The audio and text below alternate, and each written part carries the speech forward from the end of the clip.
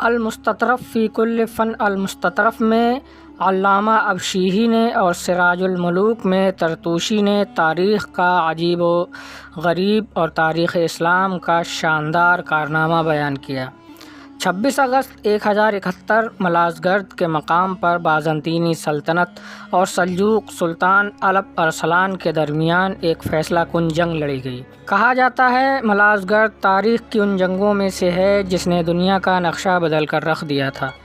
جنگ بدر، احد، موتا، یرموک، فتح قسطنطنیہ، فتح بیت المقدس اور ملازگرد ایسی جنگیں ہیں جنہوں نے دنیا پر ناختم ہونے والے اثرات چھوڑے ہیں۔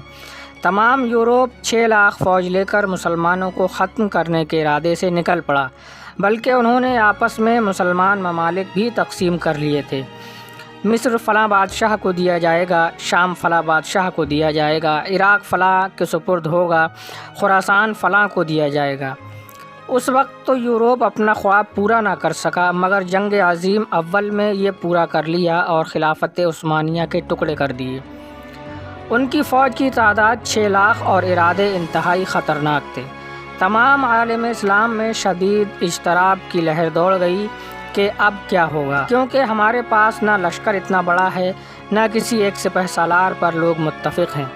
سلجوق سلطان الپ ارسلان رحمۃ اللہ تعالی علیہ فضائے بدر پیدا کرتے ہوئے صرف 12,000 جی ہاں 6 لاکھ کے مقابلے میں صرف 12,000 فوجی لے کر نکل پڑے اور ملازگرد مقام پر پڑاؤ ڈال دیا۔ بازنطینی لشکر کے پاس راشن مکمل، اسلحہ بہترین، منجنیقیں، تلواریں، ڈھالیں، تیر، ہر شے وافر مقدار میں تعداد میں موجود تھی، جبکہ مسلمانوں کے پاس کھانے کے لیے بھی کچھ نہیں تھا اور تعداد محض 12,000 تھی۔ جمعۃ المبارک کی صبح الپ ارسلان نے اسلامی فوج سے خطاب کیا: اے گروہ مسلم، آج جمعہ کا دن ہے اور مشرق و مغرب کے مسلمان جمعہ میں ہمارے لیے دعائیں مانگیں گے۔ جب جمعہ کا وقت گزر جائے گا ہم جان لیں گے کہ تمام دنیا کے مسلمانوں نے ہمارے لیے دعائیں مانگ لی ہیں۔ پھر الپ ارسلان نے اپنی کمال کی جنگی حکمت عملی ظاہر کی اور کہا: تم سب میرے پیچھے چلنا، جہاں میں تلوار ماروں تم نے اسی جگہ تلوار چلانی ہے، جہاں میں تیر پھینکوں تم نے اسی جگہ تیر پھینکنا ہے۔ الپ ارسلان کو دور سے بازنطینی بادشاہ رومانوس کا خیمہ نظر آ رہا تھا۔ اس نے اپنی فوج کو حکم دیا کہ تمام فوج ایک ساتھ بازنطینی بادشاہ کے خیمے پر میرے ساتھ حملہ کرے، تو ایسا ہی کیا گیا۔ خیمے کے ارد گرد سب کو قتل کر دیا گیا اور رومی زبان میں مسلمان بلند آواز سے کہنے لگے: بادشاہ قتل ہو گیا، بادشاہ قتل ہو گیا۔ یہ سننا تھا کہ بازنطینی سپاہی حوصلہ ہار بیٹھے اور بھاگنے لگے۔ مسلمان لشکر نے بازنطینیوں کو گاجر مولی کی طرح کاٹ کے رکھ دیا اور بازنطینی بادشاہ کو قیدی بنا لیا۔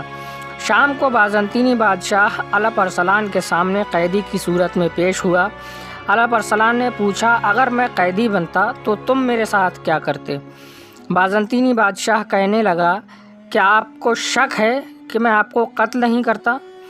الپ ارسلان نے کہا: تم میرے نزدیک اس قابل نہیں ہو کہ تمہیں قتل کیا جائے۔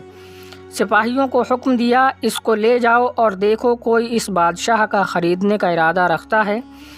سپاہی بازنطینی بادشاہ کو لے گئے اور پورے لشکر کا چکر لگایا، مگر کوئی اس بادشاہ کو 2 ٹکے کے بدلے بھی خریدنے پر تیار نہ ہوا۔ ایک مسلمان نے اس بازنطینی بادشاہ رومانوس کو کتے کے بدلے میں خرید لیا۔ واپس آ کر سپاہیوں نے بتایا تو الپ ارسلان نے کہا: تم نے بہت اچھا کیا، بلکہ اس کی قیمت تو کتے سے بھی کم ہے، کتا بھی اس سے اچھا ہے۔ پھر الپ ارسلان نے بازنطینی بادشاہ رومانوس کو رہا کر دیا، یعنی کہ اس کے حوالے نہیں کیا اس شخص کے جس نے کتے کے بدلے خریدا تھا، بلکہ اس کو رہا کر دیا۔ وہ قسطنطنیہ واپس چلا گیا، مگر جب وہاں پہنچا تو اس کے اپنے آدمیوں نے اس کو آگ میں جلا دیا۔ اس واقعے سے ہمیں سبق یہ ملتا ہے کہ جب حکمران غیرت مند ہوں، اسلام پسند ہوں، تو 12,000 کے لشکر سے 6 لاکھ کو شکست دے سکتا ہے۔ کہا جاتا ہے ملازگرد کی جنگ انتہائی فیصلہ کن تھی۔ اگر مسلمان شکست کھا جاتے تو آج دنیا کا ماحول کچھ اور ہوتا۔ جو منصوبہ بازنطینیوں نے اس وقت بنایا تھا کہ مسلمان ممالک کو آپس میں یوں تقسیم کریں گے، وہ صدیوں تک ٹھپ ہو کے رہ گیا اور 1924 میں خلافت عثمانیہ کے ٹکڑے کر کے پورا کیا گیا۔ علپ ارسلان کو اسی وجہ سے جلال تھا کہ ان کی اتنی ہمت کہ یہ مسلمان ممالک پر اجارہ داری قائم کرنا چاہتے ہیں۔ اسی وجہ سے بازنطینی بادشاہ کو کتے کی قیمت پر فروخت کر دیا۔ اس واقعے سے ہزار مسائل حل ہو سکتے ہیں، ہزار باتیں بیان کی جا سکتی ہیں۔ 100 باتوں کی ایک بات یہ ہے کہ ہمارا عروج جہاد میں ہے، ہماری عزت جہاد میں ہے، ہماری شوکت جہاد میں ہے، ہماری دنیا جہاد میں ہے اور ہماری آخرت بھی جہاد میں ہے۔ ہمارے بچوں کو اسلامی تاریخ کی ایسی عظیم الشان جنگوں کے بارے میں بتانا چاہیے۔ حدیث پاک کا خلاصہ ہے کہ اس امت کا آخر اسی چیز سے ٹھیک ہوگا جس سے اس کا اول ٹھیک ہوا تھا۔ تو تاریخ ہمارے درست ہونے، کامیاب ہونے، فاتح ہونے کی ضمانت کا ایک حصہ ہے۔ دوستو، کیسی لگی آپ کو یہ معلوماتی ویڈیو؟ ہم کو کمنٹ کر کے ضرور بتائیں اور ویڈیو کو لائک اور شیئر کرنا نہ بھولیں، اور برائے مہربانی چینل کو بھی سبسکرائب کر دیں تاکہ آگے بھی آپ کو ایسی ہی ویڈیوز وقت پر ملتی رہیں۔ السلام علیکم، فی امان اللہ۔